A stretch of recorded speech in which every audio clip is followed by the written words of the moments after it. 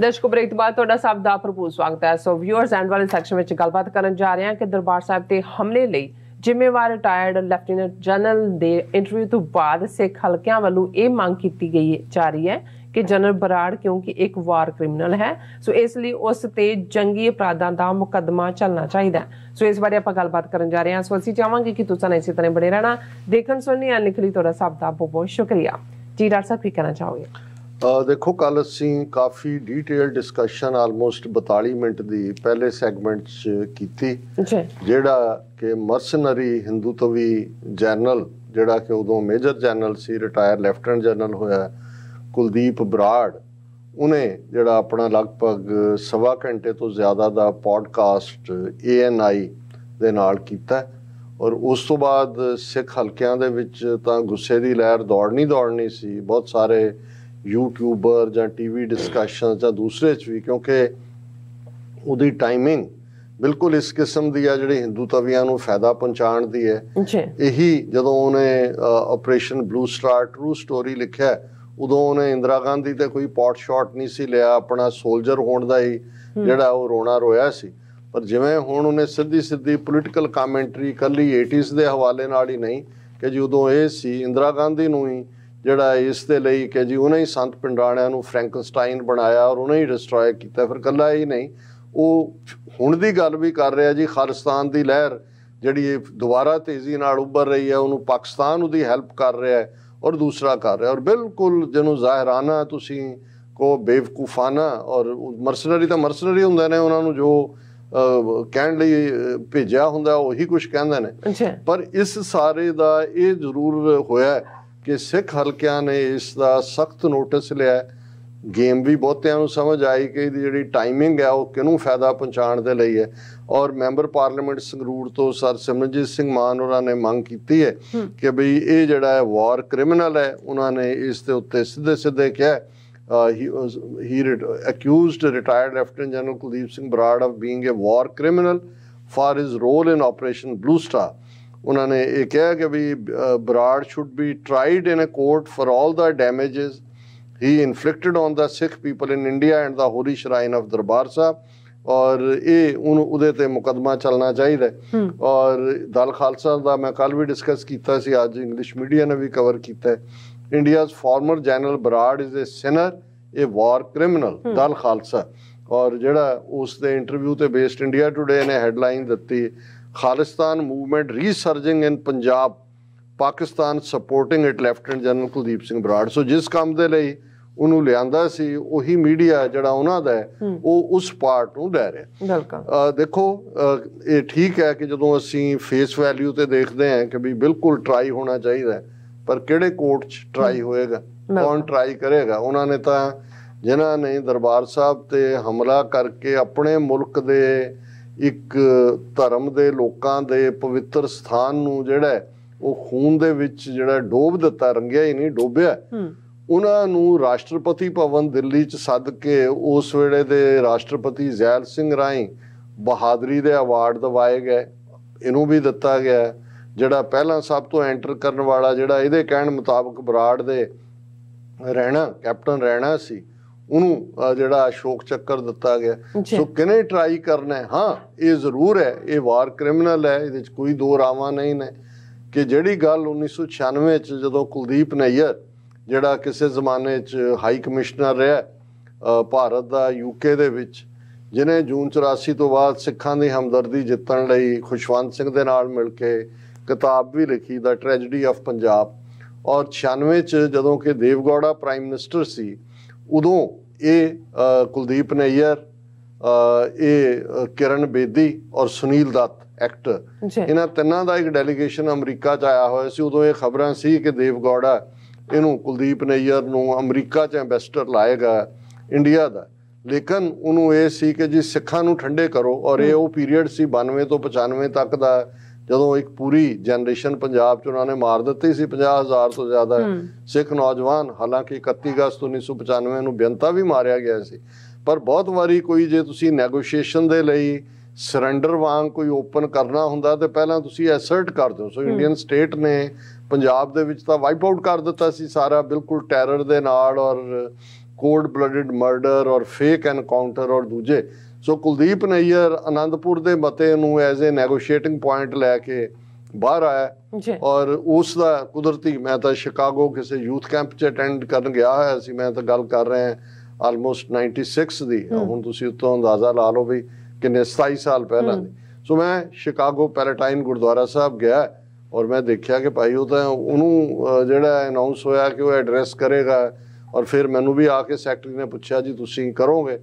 ਔਰ ਉਹ ਇੱਕ ਮੈਂ ਪਿਛਲੇ ਦਿਨਾਂ 'ਚ ਵੀ ਆਸਟ੍ਰੇਲੀਆ ਉਸ ਨੂੰ ਭੇਜਿਆ ਸਪੀਚ ਨੂੰ, ਤਾਂ ਉਹ ਕਹਿਣ ਲੱਗਿਆ ਕਿ ਵੀ ਯੰਗਰ ਗਰੁੱਪਸ ਦੇ ਵਿੱਚ ਉਹਦੀ ਬੜੀ ਚਰਚਾ ਹੈ। ਕੁਝ ਚੀਜ਼ਾਂ ਮੌਕੇ ਤੇ ਹੀ ਹੁੰਦੀਆਂ ਨੇ, ਪਰ ਮੈਂ ਜਿਹੜਾ ਵਾਰ ਕ੍ਰਾਈਮਸ ਦੇ ਹਵਾਲੇ ਨਾਲ ਗੱਲ ਕਰ ਰਿਹਾ ਉਹਦੇ 'ਚ ਜਿਹੜੀ ਇਹ ਲਾਈਨ ਲਈ ਸੀ ਅੱਜ, ਜਦੋਂ ਮੈਂ ਆਲਮੋਸਟ 22-23 ਸਾਲ ਬਾਅਦ ਇਹ ਗੱਲ ਕਰ ਰਿਹਾ, 27 ਸਾਲ ਬਾਅਦ, ਤੇ ਇਹੀ ਲਾਈਨ ਕਿ ਦੇਖੋ ਜੇ ਸੈਕੰਡ ਵਰਲਡ ਵਾਰ 'ਚ ਯਹੂਦੀਆਂ ਤੇ ਜਿਪਸੀਆਂ ਤੇ ਫਿਜ਼ੀਕਲੀ ਹੈਂਡੀਕੈਪਡ ਤੇ ਕਮਿਊਨਿਸਟਾਂ ਤੇ ਜੋ ਵੀ ਵਾਰ ਕ੍ਰਾਈਮਸ ਨੂੰ ਹੀਨਸ ਵਾਰ ਕ੍ਰਾਈਮਸ ਕਹਿੰਦੇ ਨੇ ਹੋਏ, ਜੇ second world war allied forces ਨਾ ਜਿੱਤਦੀਆਂ ਤੇ ਨਿਊਰਨਬਰਗ ਟ੍ਰਾਇਲ ਤਾਂ ਨਹੀਂ ਸੀ ਹੋਣੇ ਕਿ ਵੀ ਉਹਨਾਂ ਨੂੰ ਕੋਈ ਸਜ਼ਾ ਦੇ ਸਕਦਾ ਜਾਂ ਦੂਜਾ ਹੋ ਸਕਦਾ।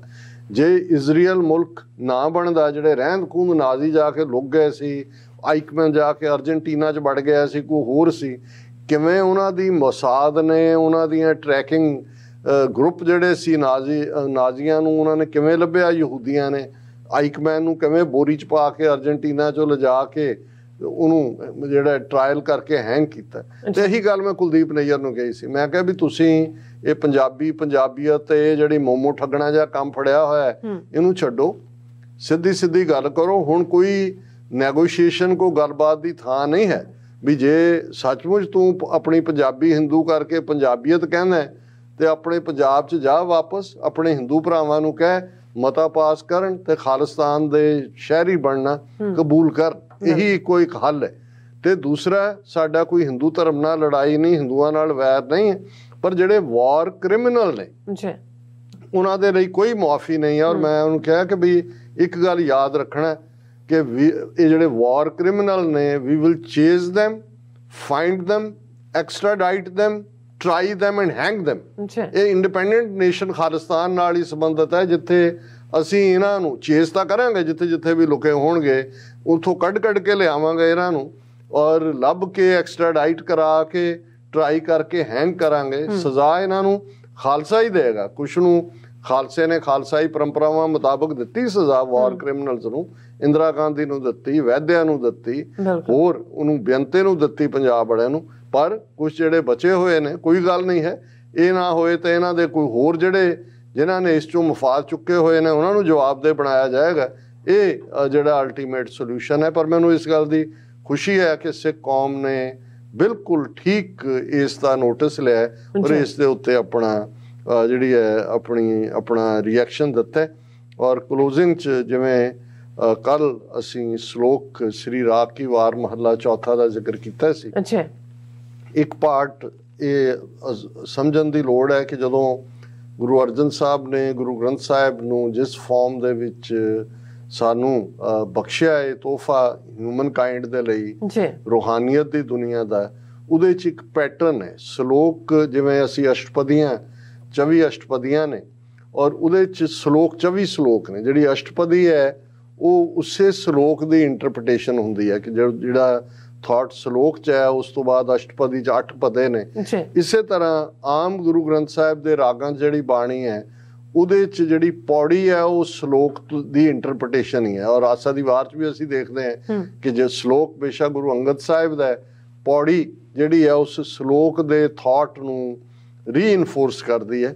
ਔਰ ਜਿਵੇਂ ਅਸੀਂ ਸ੍ਰੀ ਰਾਗ ਕੀ ਵਾਰ ਮਹੱਲਾ ਚੌਥਾ ਇਸ ਨੂੰ ਵਿਚਾਰ ਰਹੇ, ਕੱਲ ਅਸੀਂ ਮਹੱਲਾ ਤੀਜਾ ਦਾ ਸ਼ਲੋਕ ਪੜ੍ਹਿਆ ਸੀ ਕਿ ਹੋਰ ਬਿਰਹਾ ਸਭ ਧਾਤ ਹੈ, ਜਬ ਲਗ ਸਾਹਿਬ ਪ੍ਰੀਤ ਨਾ ਹੋਏ, ਇਹੋ ਮਨ ਮਾਇਆ ਮੋਹਿਆ ਵੇਖਣ ਸੁਣਨ ਨਾ ਹੋਏ, ਸਹਿ ਦੇਖੇ ਬਿਨ ਪ੍ਰੀਤ ਨਾ ਉਪਜੈ, ਅੰਧਾ ਕਿਆ ਕਰੇ ਨਾਨਕ ਜਿਨ ਅੱਖੀਂ ਲੀਤੀਆਂ ਸੋਈ ਸੱਚਾ ਦੇ। ਇਸ ਨੂੰ ਅਸੀਂ ਵਿਚਾਰ ਲਿਆ ਸੀ।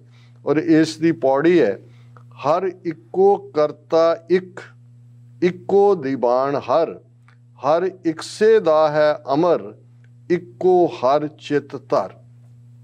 ਕਿ ਉਹ ਵਾਹਿਗੁਰੂ ਇੱਕੋ ਇੱਕ ਵਾਹਿਗੁਰੂ ਹੈ ਜਿਹੜਾ ਦੁਨੀਆ ਨੂੰ, ਕੁੱਲ ਆਲਮ ਨੂੰ ਬਣਾਉਣ ਵਾਲਾ ਕਰਤਾ ਹੈ, ਇੱਕੋ ਹੀ ਹੈ। ਉਹ ਸ਼ਿਵ ਜੀ, ਵਿਸ਼ਨੂੰ, ਬ੍ਰਹਮਾ, ਉਹ ਤਿੰਨ ਨਹੀਂ ਹੈਗੇ ਸੰਸਾਰ ਨੂੰ ਬਣਾਉਣ, ਚਲਾਉਣ ਜਾਂ ਮਾਰਨ ਵਾਲੇ, ਇੱਕੋ ਹੀ ਹੈ।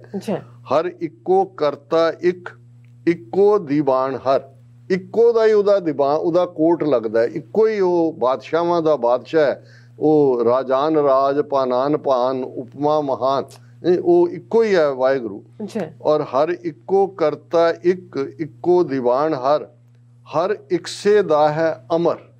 ਹੁਣ ਅਮਰ ਲਫ਼ਜ਼ ਅਰਬੀ ਦਾ ਹੈ ਜਿਸ ਦਾ ਮਤਲਬ ਹੈ ਹੁਕਮ, ਕਿ ਉਸ ਇੱਕੋ ਹੀ ਵਾਹਿਗੁਰੂ ਦਾ ਹੁਕਮ ਚੱਲਦਾ ਹੈ। ਇੱਕੋ ਹਰ ਚਿੱਤ ਧਰ, ਐ ਇਨਸਾਨ, ਐ ਮਨੁੱਖ, ਐ ਗੁਰਸਿੱਖ, ਐ ਸੀਕਰ ਆਫਟਰ ਦਾ ਟਰੂਥ, ਐ ਜਗਿਆਸੂ, ਉਸੇ ਇੱਕੋ ਵਾਹਿਗੁਰੂ ਨੂੰ ਆਪਣੇ ਧਿਆਨ ਦੇ ਵਿੱਚ ਲਿਆ। ਹਰ ਤਿਸ ਬਿਨ ਕੋਈ ਨਾਹੀਂ, ਡਰ ਭ੍ਰਮ ਭਉ ਦੂਰ ਕਰ। ਜੇ ਤੂੰ ਉਸ ਵਾਹਿਗੁਰੂ ਦੀ ਸ਼ਰਨ ਚ ਆ ਗਿਆ ਤੇ ਉਹੀ ਵਾਹਿਗੁਰੂ ਸਾਰੀ ਕਾਇਨਾਤ ਦਾ ਮਾਲਕ ਹੈ, ਤੇ ਫਿਰ ਤੈਨੂੰ ਹੋਰ ਕਿਸੇ ਤੋਂ ਡਰਨ ਦੀ, ਮਨ ਚ ਭਰਮ ਰੱਖਣ ਦੀ ਲੋੜ ਨਹੀਂ ਹੈ। ਇਹਨੂੰ ਦੂਰ ਕਰ, ਉਸ ਦੀ ਸ਼ਰਨ ਚ ਆ। ਹਰ ਤਿਸੈ ਨੂੰ ਸਾਲਾਹੇ, ਜੇ ਤੁਧ ਰੱਖੈ ਬਾਹਰ ਕਰ। ਜਿਹੜਾ ਤੈਨੂੰ ਘਰ ਤੇ ਬਾਹਰ ਦੋਨਾਂ ਦੇ ਵਿੱਚ ਸੁਰੱਖਿਅਤ ਰੱਖਦਾ ਹੈ, ਪਾਲਦਾ ਹੈ, ਜਿਹੜਾ ਨਿਤ ਨਿਤ ਤੇਰੀ ਰੱਖਿਆ ਕਰਦਾ ਹੈ, ਉਸ ਨੂੰ ਹੀ ਆਪਣੀ ਜਿਹੜਾ ਅੰਦਰ ਵਸਾ। ਹਰ ਜਿਸਨੂੰ ਹੋਏ ਦਇਆਲ, ਸੋ ਹਰ ਜਪ ਭਉ ਬਿਖਮ ਤਰ।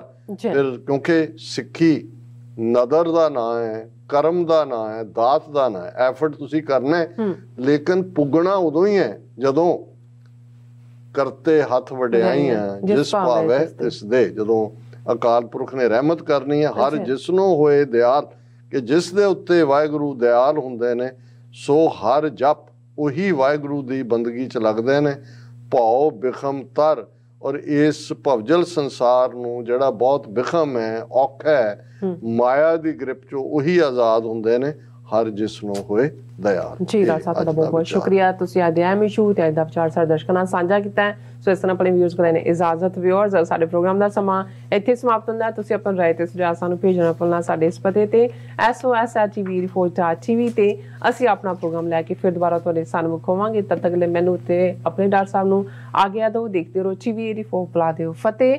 ਵਾਹਿਗੁਰੂ ਜੀ ਕਾ ਖਾਲਸਾ, ਵਾਹਿਗੁਰੂ ਜੀ ਕੀ ਫਤਿਹ। ਰੱਬ ਰਾਖਾ।